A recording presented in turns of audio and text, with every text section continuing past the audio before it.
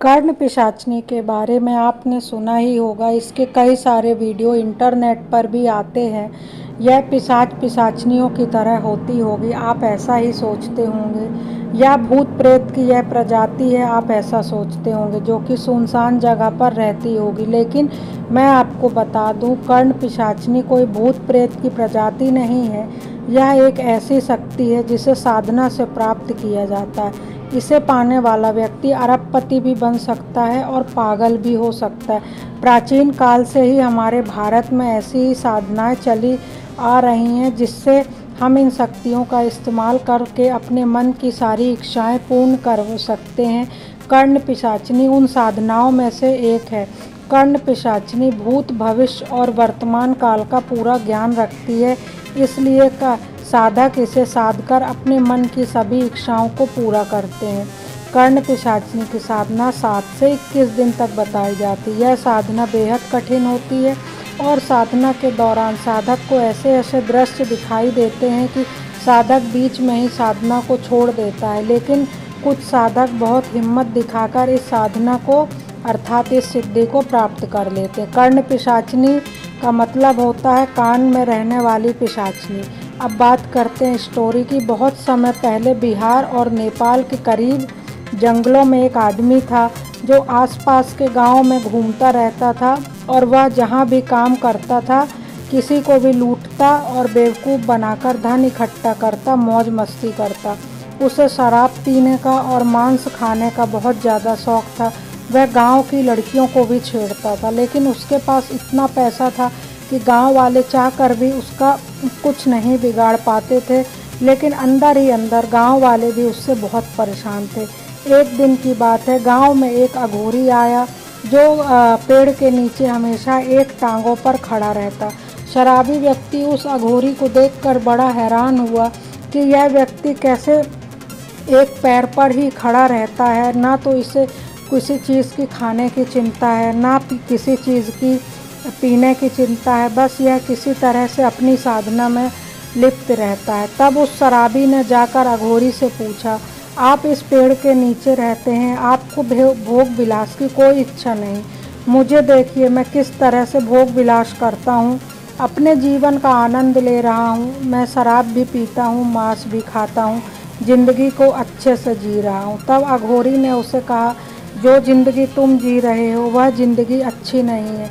अच्छी ज़िंदगी जीने का मतलब है अपनी खुशी को तलाशना, और जिन चीज़ों में तुम खुशी देख रहे हो वह शराब पीने और मांस खाने में नहीं है। तब वह सोचने लगा कि अघोरी ने ऐसा क्या पा लिया कि वह इतना खुश है, जो मांस खाने और शराब पीने से भी ज़्यादा शांति देता है और खुशियाँ देखता है। फिर काफ़ी दिन बीतने लगे। एक दिन वह रात को अघोरी के पास गया और उसे बहुत ज़्यादा परेशान करने लगा कि आप मुझे बताइए, इससे भी अच्छा क्या है? मेरे गांव की लड़कियां और आसपास के गांव की लड़कियां हैं, इन सब से भी सुंदर क्या है? तब अघोरी ने भी एक गलती कर दी। उससे कहा, यहाँ तो साधारण स्त्रियां हैं, तुम्हें पता है परलौकिक स्त्रियां कितनी सुंदर होती हैं, उन्हें तो छुआ भी नहीं जा सकता, और उनकी आवाज़ भी इतनी प्यारी होती है कि जिसे सुनकर ही प्यार हो जाए। अब शराबी जो था वो अघोरी के पीछे पड़ गया कि मुझे भी बताओ, ऐसी कौन सी स्त्री है जो इतनी सुंदर है, जिसकी आवाज़ से ही प्यार हो जाए। अघोरी को वह बहुत परेशान करने लगा। तब अघोरी ने सोचा कि अब इसे सबक सिखाने का वक्त आ गया है। अघोरी ने उसे कर्ण पिशाचनी साधना के बारे में बताया, और अघोरी ने कहा कि इस साधना को करने के लिए तुम्हें 21 दिन तक तपस्या करनी होगी, साथ ही साथ मांस मदिरा और दूसरी लड़कियों का जो तुम देखते हो उसे भी छोड़ना पड़ेगा। तब वह शराबी आदमी तैयार हो गया और धीरे धीरे वह साधना अघोरी बाबा की मदद से उसने चालू कर दी। शुरुआत में तो सिर्फ भूत प्रेत ही दिखे और सब कुछ ठीक रहा। धीरे धीरे 21 दिन भी बीत गए और उस शराबी ने कर्ण पिशाचनी साधना को सिद्ध कर लिया, जिसे सिद्ध करने के लिए बड़े बड़े साधक भी हार मान लेते हैं। आखिरकार कर्ण पिशाचनी साधना सिद्ध हो गई और उसके कान में बहुत ही मीठी आवाज़ में आकर उसने कुछ बोला, जिसे सुनकर वह बहुत ही हैरान हुआ और अब वह उसे देखना चाहता था। उसने बोला कि मैं तुम्हें देखना चाहता हूँ। तब कर्ण पिशाचिनी ने कहा कि धैर्य रखो, उसका भी समय आएगा, मैं तुम्हें दिखाई भी दूंगी। अब धीरे धीरे कर्ण पिशाचिनी उसके साथ ही रहने लगी और उस आदमी को भी कर्ण पिशाचिनी से प्यार हो गया। कर्ण पिशाचिनी उसे भूत भविष्य वर्तमान सारी जानकारियाँ देने लगी। कहाँ पर धन गड़ा हुआ है उसकी जानकारी देने लगी, कहाँ से पैसा प्राप्त होगा, किस व्यापार से पैसा मिलेगा, इन सब की जानकारी उस आदमी के पास होने लगी। धीरे धीरे वह आदमी और भी बड़ा आदमी हो गया गांव में। उसके घर में तो मानो पैसों की बाढ़ जैसी आ गई थी। लगभग समय बीतता गया और 2 साल बीत गए। अब जब उसकी माँ ने उससे कहा कि बेटा तुम शादी कर लो, तो वह कर्ण पिशाचिनी ने जैसे ही सुना कि उसकी माँ उससे बोल रही है कि शादी कर लो, वह कर्ण पिशाचिनी ने उसे दूसरी शादी करने से मना कर दिया, क्योंकि कर्ण पिशाचिनी अब उस आदमी की पत्नी बन चुकी थी। वह एक पत्नी की ही तरह उस आदमी से व्यवहार कर रही थी। उस आदमी को कर्ण पिशाचिनी ने कहा तुम शादी नहीं कर सकते हो और यहाँ तक कि तुम गांव में भी नहीं जा सकते हो। अब तो वह गांव में भी जाता तो कर्ण पिशाचिनी उसके ऊपर गुस्सा करने लगती और उसके कानों में इतनी तेज तेज आवाज़ों से चीखती कि मानो उसका तो सिर ही फट जाएगा। धीरे धीरे और समय बीतता गया। अब एक दिन वह आदमी अपनी माँ के हाथ का बना खाना खाने लगा, तो कर्ण पिशाचिनी ने उससे कहा तुम खाना खाकर चुपचाप यहाँ से जंगल निकल जाओ, इस गांव की सीमा में रात को तुम नहीं रह सकते हो।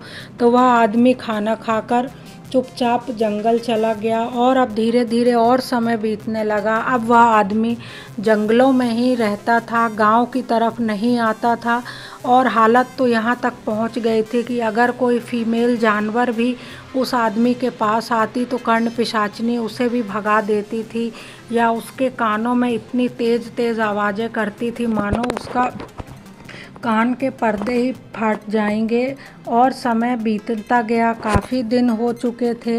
वह आदमी अब तंग आ चुका था कर्ण पिशाचिनी से। उसने अघोरी बाबा के पास जाकर मदद मांगी कि बाबा आप मेरी मदद करें, मैंने बहुत ही गलत साधना प्राप्त कर ली है, अब इस साधना से मेरी किसी तरह से जान बचाएं, मैं तंग आ चुका हूँ।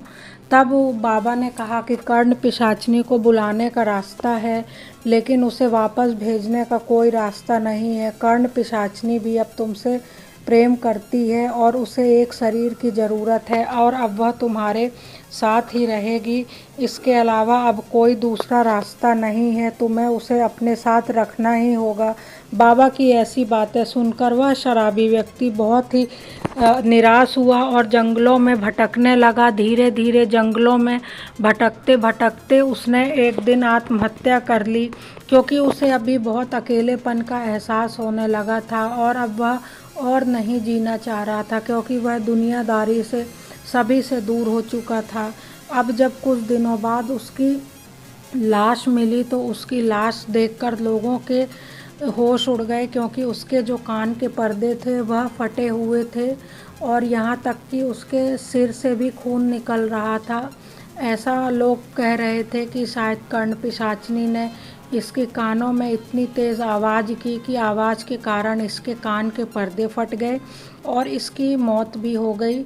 इसीलिए लोग दोस्तों कहा जाता है कि हमें बहुत लालच नहीं करनी चाहिए, जो हमारे पास है उसको ही खुश रहना चाहिए और ऐसी सिद्धियां और साधना से दूर से ही रहना चाहिए। इन सब सिद्धियों साधना को साधने की ज़रूरत नहीं है, क्योंकि जो किस्मत में है वो तो मिलके ही रहेगा और जो किस्मत में नहीं है वह नहीं मिल सकता। और ऐसी निगेटिव साधनाएं जो होती हैं, शक्तियां जो होती हैं, वो बहुत ही हानिकारक होती हैं। वह किसी के भी जीवन को बर्बाद कर देती हैं, जैसे कि वह शराबी व्यक्ति की ज़िंदगी बर्बाद हो गई। और अभी कहा जाता है कि वह शराबी व्यक्ति जो है आज भी गांव में भूत बनकर भटकता है और उस शराबी व्यक्ति की आत्मा आज भी गांव के किसी न किसी कोने में या जंगलों के आसपास दिखाई देती है। तो दोस्तों, उम्मीद करती हूँ कि आज का वीडियो आपको पसंद आया होगा। मिलते हैं नेक्स्ट वीडियो में।